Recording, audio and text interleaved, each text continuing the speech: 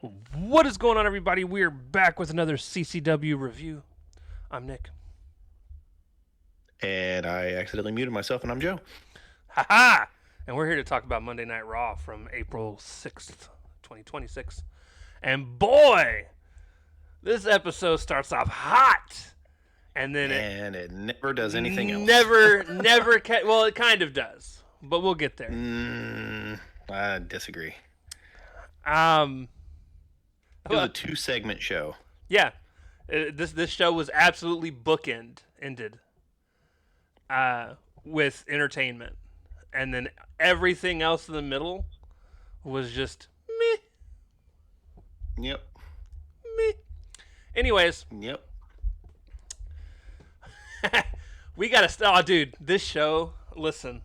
I know this is all a work. I don't care. Okay, because it has been the most entertaining. This is one of the most entertaining moments of professional wrestling.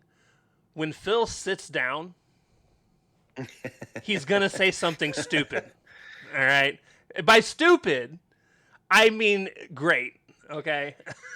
You leave Chess Master Punk alone. He knows what he's doing. He's playing chess. Now obviously he didn't sit down for the whole segment, but regardless, he comes out, he sits down in the ring immediately, doesn't waste any time. Talks about Houston being a wrestling town and wonders what the old timers would say or think, with everything going on today. What would Harley Race do? He'd smoke a cigarette and drink a beer. And not give a I shit. can answer that question for you. Right. He talks about last week he got his receipt after being put through the table the week before. He's like, and you know what? I came back the next week afterwards. Roman's not here today. Why is he not here? Just because he got put through a table? He was like, He's like, I did it without my cousins. Yeah. He was like, Roman hates me, and I'm glad Roman hates me because that means I'm where I need to be. He says, being hated by losers is the price I pay for not being one of them. He said the crowd can chant OTC all they want, but he's not here. He said, he said, I understand why TKO sends Reigns to places like Jimmy Fallon. It's because he's safe. They can't control me. They can't put me on TV and expect me to say exactly what they want me to say. Yeah, I say weird things like jizz. He said, Reigns is a Nepo baby who ate dog food for a weird old man. And I was like, wow.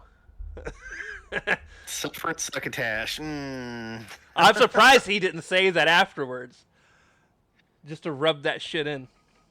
There has been way too many Vince McMahon references, though. Listen, it's not just not for them. this feud. This is the first one for this feud. This was the first, but this. But at least this one for WrestleMania has had several for some reason. At least this Man's one been going for several years. At least this one didn't come off as confusing. We knew what he was talking about and where he stands. All right. Well, Phil made it very, very, very clear. Yeah, he did. Talked about how he held him back and then he just fucking left. He took said, his dignity and left. Yeah.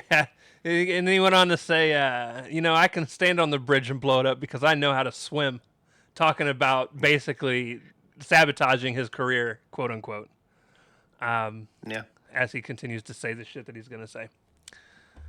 At this point, Punk then looks at the mic or the camera and he's like, this brings me to Pat McAfee.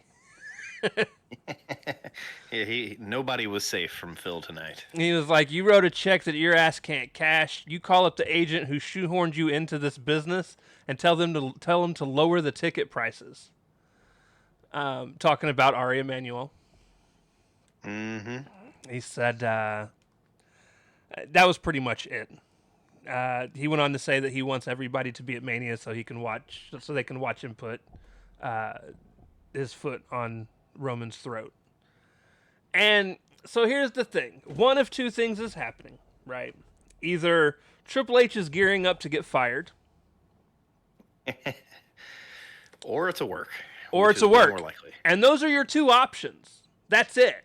Like, because here's the thing, and it's obviously a work. Like, because after what had inevitably happened Friday night, TKO absolutely, if this were not a work, would have went to Triple H and been like, "Hey, we can't be doing shit like that. Like, you can't be throwing our company under the bus." There's no way, if that were real, and he let Cody do what he had to do, do what he did, and then turn around and get warned about having people say stupid shit like that, just to flip it and do it again.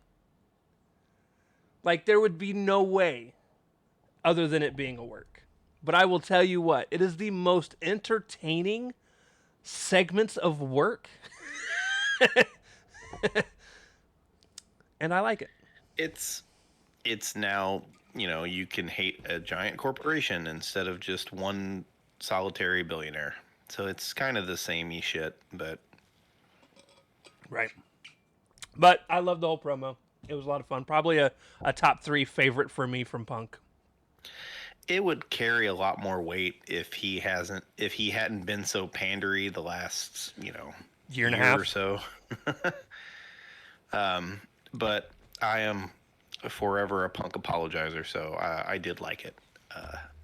And yeah, I worry that he's getting way too much shine and he's going to end up taking the L at Mania. Oh, he's probably going to take the L. I feel like most people think he's going to. I don't like that. I don't want another part-time champion. Yeah, I don't either, but The business has done so well. Raw has been so well. Let's not go this too far. Raw has been watchable because there's been a champion on it nearly every week. Now Punk's not there every week, but he's there 3 out of 4 easy. right. And the show is much better off for it. There's a So segment where I don't want Roman to fucking have it. there was a segment where he actually said, because I didn't write everything down because he was going. Oh, dude, he went for like 20 minutes almost. There was a part where he was like, "I've gone off and filmed things, and I've been here every damn week." He's like, what's your excuse? You use it as a crutch. He's like, "What? Yeah." I was like, "That's great." And then he brought up Dwayne. Oh yeah, I forgot about all that. He brought up Dwayne. That was what led into the whole nepo baby thing. Yeah, he's like, at least he's a Hollywood movie star. He goes, Well, was. he used to be. Yeah. Yeah. Pretty good start. Pretty Yeah, good it start was. to the show. It's all downhill from here, though. Backstage segment. IShowSpeed's looking for Danhausen and finds him. Danhausen's messing with his jar of teeth, and talks about Speed being thrown through his computer like a Turtles in Time foot soldier. And Yes, he did. Pierce shows up and tells him that he should go home. And Pierce shows up, tells IShowSpeed he should go home. Theory and Paul show up and like, no, you should hang out and stick around with us. And they end up dragging him off. Yeah. After Danhausen disappeared out of nowhere. Always. Unless it's from the actual arena, and then he's always seen running back to the fucking. Yeah. Did you see that video from this past one? Yeah. He runs funny. It's humorous. It's intentional. Well, I hope it's intentional because that's some kind of run. Listen, it's a better run than I don't know, Steven Seagal. Ooh, that is not a high bar to clear. To be fair, Steven Seagal at this rate in life couldn't clear any high bars. No. He's a chunky man. He's old for one, and chunky two, man. he's chunky man. Diabetes is gonna get that man. Wilford Brimley. Match one, Diabetes. Theory versus LA Knight. This match was pretty boring for the most part. Theory did hit a pretty cool blockbuster late in the match, though. I'll give him props there. Listen, as much as I dislike IShowSpeed being involved in this man's acted better than any of the wrestlers involved around him. You're not wrong. He at least he's trying. He's trying really hard. He looks afraid for his life. You put him with Logan Paul and Austin Theory, who have to be two of the worst actors in WWE, and boy, he looks like fucking Denzel Washington out there next to them too. It's rough. So the match ends because Logan Paul throws ISO Speed into LA Knight. LA Knight starts chasing him down, thinking he hit him from behind on purpose. ISO Speed is like, "Yo, dog, I didn't." He's like, "I was pushed. I was." Listen, dumb face stuff aside, it was really fun watching ISO Speed get cornered by both by the Usos on one side and fucking Law Knight on the other, and him not knowing what to do. He runs back, leaps completely over Law Knight, gets into the ring, tries to escape. Law Knight catches him, causes just enough distraction for Theory to roll him up and get a 3 count on the roll up. And roll up and a handful of tights. Yeah, Theory gets out of the ring, and the Usos are about to go to do a 1D to ISO Speed, and Logan Paul grabs ISO Speed on the rebound off the ropes and pulls him out to save him. I love that every time they've raised their hands with ISO Speed after winning the titles, ISO Speed's like, "No, stop. I don't want to do this. I don't want to be with these two." I'm so not looking forward to that match, but we'll get there. Actually, right now. So, I was gonna say post match. After some "you fucked up" chants, it'll be interesting to see how they cover those up. Netflix will put "you still got it" chants over the top of them or something stupid. The Usos are about to 1D him. Well, we already talked about that. Knight gets a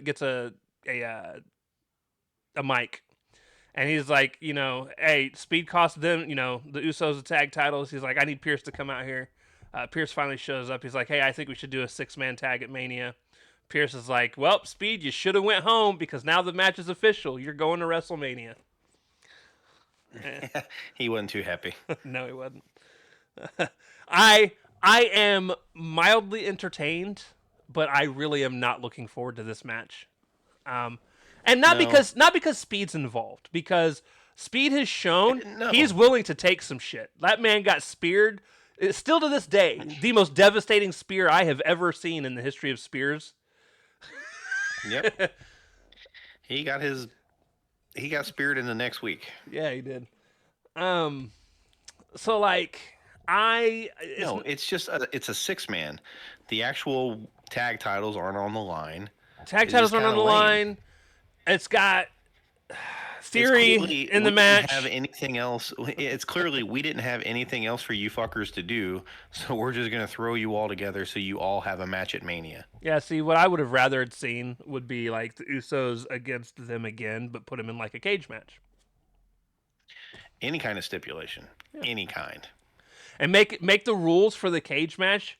Both people have to escape, so that at some point one of them is going to be in there by themselves.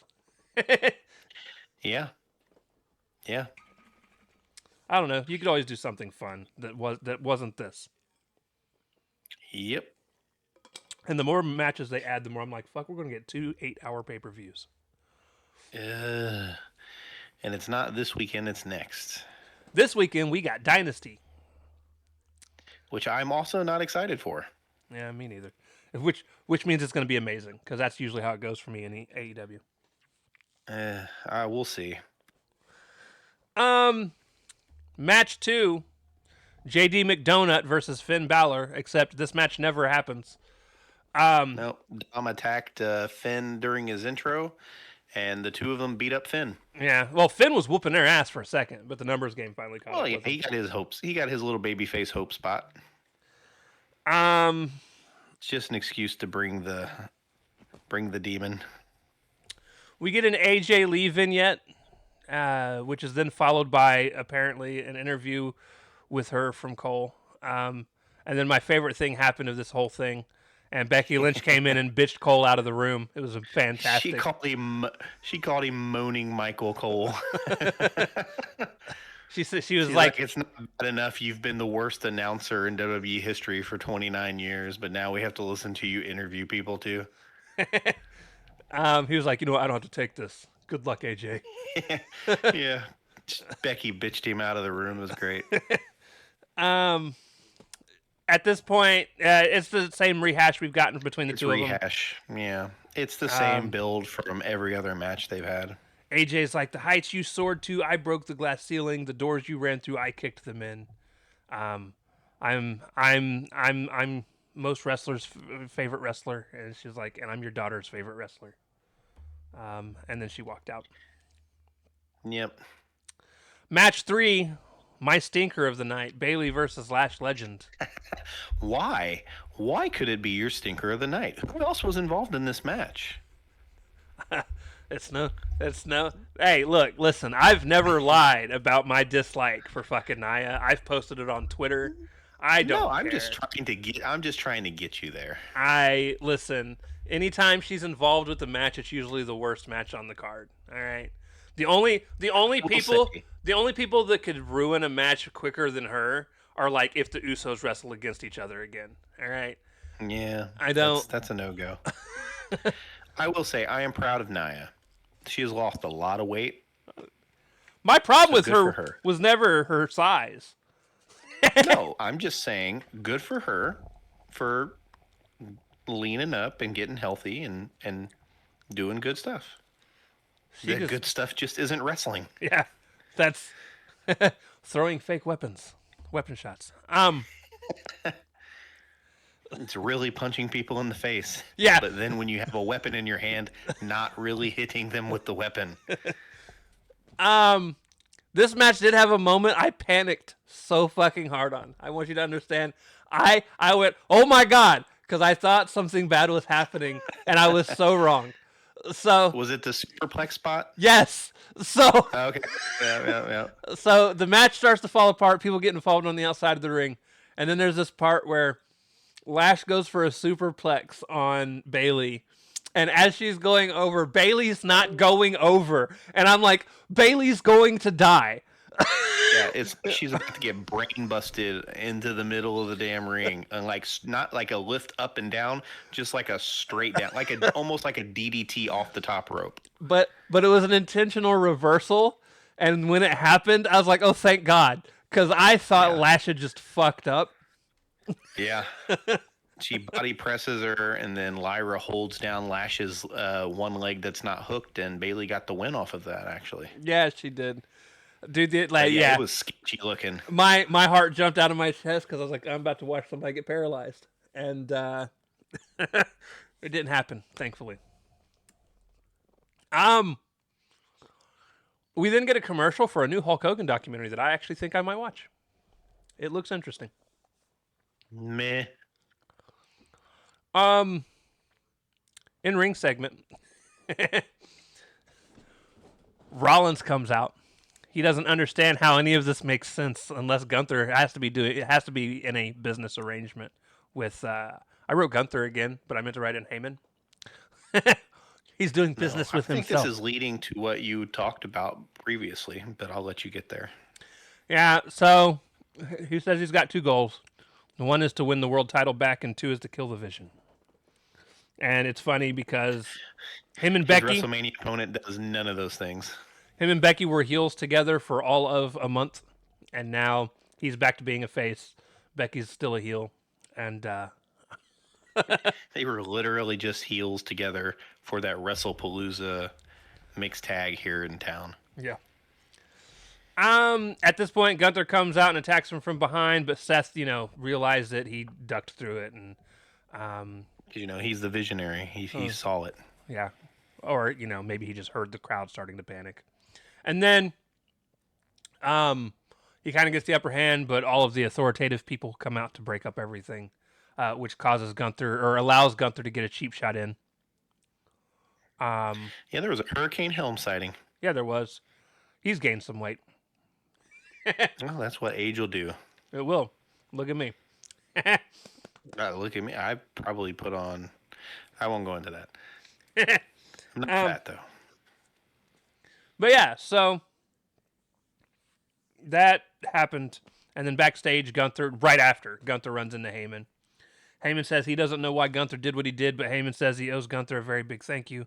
Gunther says this is also very personal for him, just not for the same reasons that Seth is thinking, which I'm curious to see where that fucking goes.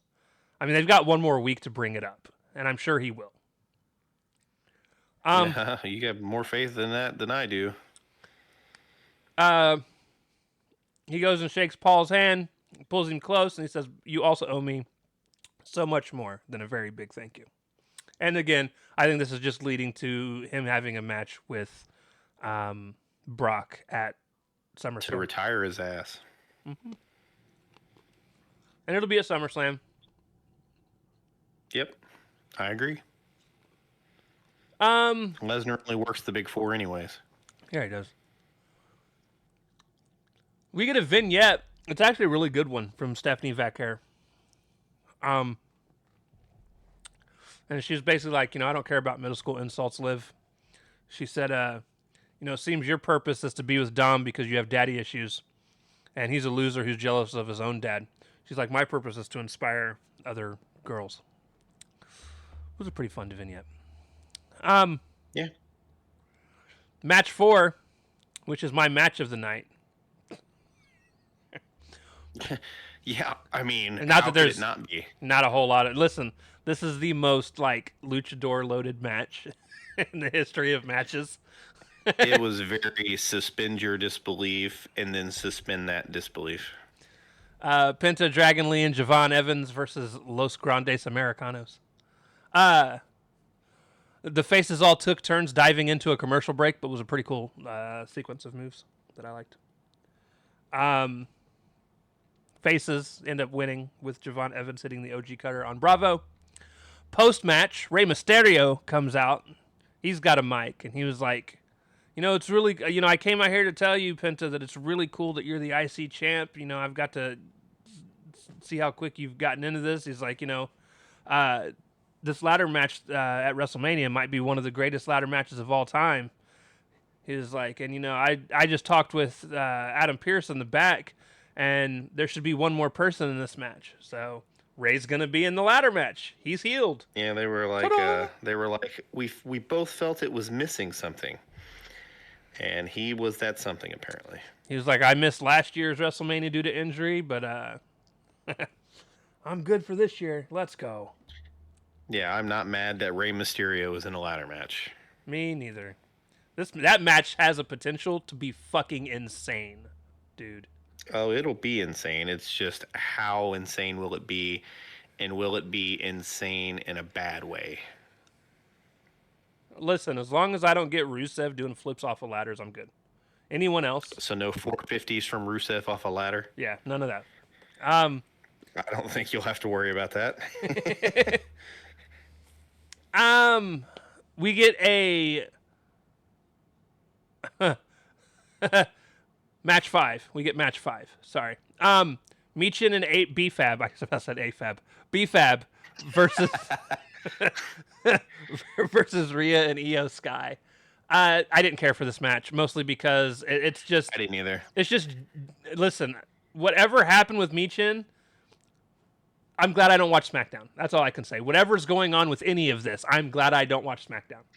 Dude, they are just running it back, booking Jade the exact same way AEW did. Yep. And this is awful. This is 2 years ago, Jade. Yeah. At least 2 years ago. This may be 2.5 years ago, Jade. And we've done this before. And this is no good. No. Faces end up winning, but right after the match, the heels start to jump the faces. They initially get wiped out, but they're able to end up holding Rhea down in the corner while Jade, in the ugliest outfit she's ever worn in her life. You didn't like the big shoulder pad things?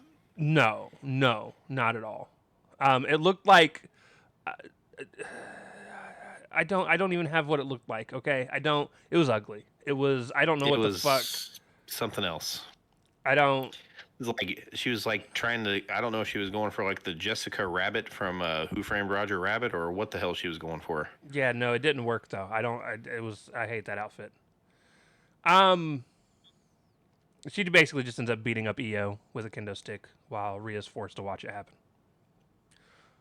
Yeah, it was lame. Rhea is really good about getting Io jumped. It's fantastic. So, Yeah, she is. Oh, and Io almost ate the floor again yeah, I didn't see that part on a because dive to the outside. Same kind of dive. She cleared the ropes this time. She cross-bodied both of them, except they went down kind of crooked to where her head was the first thing that was going to hit. Thankfully, she evened out and was fine, but and didn't hit her face on the concrete. But yeah. For some reason, EO this year is the new Tiffany Stratton, where she just nobody wants to catch her, or if they do catch her, she goes face first into the ground. And then we get either the quickest turnaround for a professional style vignette I have ever seen, or this was pre-recorded and set up days in advance because Balor knew he was going to get his ass beat. It was recorded the exact same time the one from last week was, because it was the exact same backdrop, it seemed. But he was like, "Oh, you know," he was referencing moments from earlier in the night, and was like, "You know, you it's clearly a pre-tape though." And I was like, "These are the type of like this is almost Shawn Michaels NXT level of I hate it." Because this should have just been a camera catching up with Finn and him being pissed off is what it should have been. Yeah. And agreed. They're trying to tell us that we're going to get the demon Finn Balor at Mania, which I'm cool with. I haven't seen he hasn't been the demon persona in like 7 years or some shit like that. Yeah, it's been a long time. So I'm down with that. But my problem with this whole thing is like just the actual vignette itself sucked. Not because of what he said. All the camera cuts and all of the like I hate that, dude. Just drag a camera backstage and have him be pissed. Yeah, he could be at the trainer's room, icing the back of his neck or whatever because they beat on him, and he could have done all that serious talking then, and it would have hit a lot better. Yeah. Backstage also, Dom is wondering what Finn meant with his vignette, but McDonough's worried about Ray being involved in the ladder match. Dom says he knows how to take care of his dad, and they walk off. So something tells me they're going to put Ray in a match with somebody next week.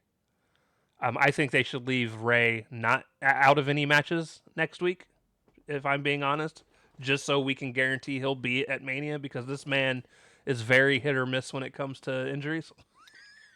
Yeah, I want Ray to make it to Mania, so let's allow him to get to Mania. And then we got one of the coolest things that happened the entire show as well. They walk off. Liv starts to talk to Roxanne, and she's trying to go over, I know Finn bought you into blah, blah, blah, blah, blah. Out of fucking nowhere. Dude, I think she literally hit Roxanne in the face. I think Liv's head went right into Roxanne's face. Yeah, Stephanie Vaquer comes from fucking nowhere and shoves Liv into Roxanne. Like, it looks like she legit wiped out Roxanne, and then she got tossed into the TV. Broke the TV. It was a good segment. Yeah, it was. That's good. That has a potential to be a pretty decent match as long as people don't get involved. That's where I'm worried. Which is impossible. Right. In-ring segment, contract signing. Listen, for everything AEW does to piss me off with contract signings, WWE does the exact opposite. Like, I get mad at AEW contract signings because I'm like, people are supposed to go through the table. Like, that's what contract signings are for. And it's like WWE heard me, and we didn't even have a contract signing. Oba made it to the ring for the contract signing, and then fucking Lesnar attacked him. They brawled. They both went through the fucking table. I'm happy. I don't... This is all I want from contract signings. I don't actually want a real I don't care. We know they're fake. The matches are happening. It's an excuse to watch people beat the shit out. And they did it right, too, because it's like they did the thing where one of them breaks free and runs over and dives and gets a couple cheap shots in, and they pull them apart again, and the other guy runs over and does the same thing. Like, I loved it. Again, my favorite overall build for any match in Mania is this one. Because of shit like this. It's just them wanting to beat the shit out of each other. Yeah, just two big meaty men wanting to beat the shit out of each other. And sometimes that's all you need. um, yeah, but no, a show of bookends, and like I said, there were a couple things that were sprinkled here and there that were, Yeah, but it was a very mid show. oh, especially wrestling wise. Like it's like two Oh, it weeks, may have been one of the worst wrestling shows two in weeks, a while. 2 weeks in a row where the wrestling has just been, and it's a WWE thing, I guess. I don't know. Just lowering those expectations so when WrestleMania does come and they actually somewhat try, you'll be amazed by the wrestling. The problem with that is we still watch AEW every Wednesday and Saturday and know what good wrestling looks like. Right. It's just amazing that the two big companies in North America are polar opposites. One's really good at storylines and telling a story, and the wrestling is shit. The other one, the wrestling is really fucking good, but they suck at telling any stories. Yeah. So there was an interesting thing that popped up on my feed earlier today that, and we kind of referenced it. Apparently, and I'm pretty sure it's WWE more specifically than Netflix, because Netflix has tons of different things on their channel or on their streaming service that cuss and all these other things. So I wouldn't think it was Netflix specifically doing this. I think this is WWE. But Well, because they're a sponsor-driven show and need to stay within a certain demographic, i.e., PG. So yeah. But yeah, so apparently for last week's, it was either last week's or the weeks before. I don't remember exactly when this one happened. But it was during Oba Brock Lesnar face off where the crowd was actually live chanting "Holy shit!" and somebody went through and adjusted the audio, and now it says "This is awesome."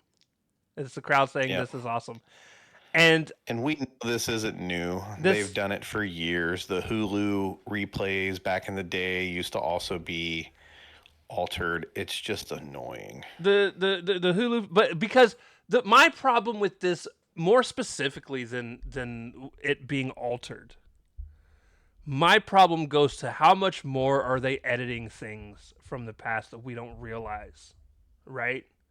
A Like, lot. how much more are they adding or taking away crowd noise? Like, we already know about the whole them altering crowd noise or pumping crowd noise in live on TV to make it sound sweetening. more exciting. Crowd sweetening. Yeah. To try and get people To chant the things they want. to chant the things they want and to root for and or boo the people they want them to root for and or boo. Yep. It's just extremely shady. And it's pointless because like you're supposed to be using the crowd as a way to as a way to figure out if people are into something or not. Yep. And like the big corporate entity wants it to be what they want. The whole holy shit and changing it to this is awesome. You were already blurring out shit. So there's no reason. Well, just like this show had a "you fucked up" chant going on, and they got to editing that fairly quickly. Yeah. And we'll see what they end up changing that to because it'll be something else. It's just going to be R-Truth going, "What's up?" It's going to be completely opposite of what the actual segment is. You, what's up? You, what's up? Sorry. That would make me laugh so hard, though. I would laugh almost out of depression. I don't know. It's weird, dude. There's just no reason. At most, maybe start blurring out the cuss words a little, like a little more in detail on the after the episode's over, and you go back through and edit it. just adding in the "This is awesome" chant is so. It's so just disingenuous too. You're taking away the crowd. What their What actual they're visceral response was. yeah. It's I don't know, dude. It really bothers me to levels it shouldn't. It really does. It just makes No, we I understand though. It so WWE has a problem. They've come across so artificial and so corporate everything, and just it's already a business that is a fake sport. But they are like double and tripling down on the unauthentic nature of the entire thing. right. That's all we got. It was actually a pretty short episode, 35 minutes. Hey, look at that. Maybe we'll get more views from the algorithm Maybe because it's not as long of a video. it is possible. And just so you guys know, we don't watch SmackDown, but we do catch all of the clips that happen and things that we find out about. So like everything going on with Cody and Pat McAfee Yeah. is fucking stupid. And Cody, the most interesting thing was Cody shooting on TKO. Yeah. Cody had The a Pat really McAfee stuff sucked. Cody had a really good second promo on the night, but everything else was We're just, from Indy. We should love Pat. And I you do. usually do love Pat, but this sucks. Yeah, no, like I like Pat. I even between you and I'm the one that's actually a fan of Pat in terms of his commentating. I love his commentating because he's got an energy to him that most people just don't have. I loved it at first, and he burnt me out. Um, but I just think this is stupid. There was no reason to put him in there. And the more stories that I hear coming out that like it was always intended for him to be there, but he didn't want to do it at first. Uh, but then I guess they just ended up paying him whatever money they needed to for him to just finally be like, yeah, I can't pass this up. That's what you love to hear. I had integrity until they threw another zero on there. Hey, listen, there's a price for anything. Thank you, Ted DiBiase. That's not even a Ted DiBiase thing. That's Yeah, his thing was everybody's got a price. people were like, how much would you accept money for never mind. We won't go into that. I don't know how the censors thing on YouTube works, and it was going somewhere stupid anyways. Nothing serious, by the way. It was just stupid. So that'll do it. We'll be back Tune Wednesday. in Wednesday I don't- night or Thursday morning We for don't- Dynamites. We don't know. Okay, so I don't know how Collision's being done this week. Is it on Saturday night? You'd think it would be on Saturday night since their pay-per-view's on Sunday. Yeah, because they only moved it for the NCAA tournament and stuff. I know, but So it sometimes should be back to normal. sometimes Collision's also changed because of the pay-per-view, so I wasn't. But I guess yeah, this Sunday it's actually on a Sunday. So The stupid pay-per-views on a Sunday again. Wednesday we will have our Dynamite review. Look for our Saturday show for our Collision review and our picks for Dynasty. And then Yes. yeah, Dynasty on Sunday. So with that being said, we love y'all and we'll talk to y'all next time. Deuces. Later.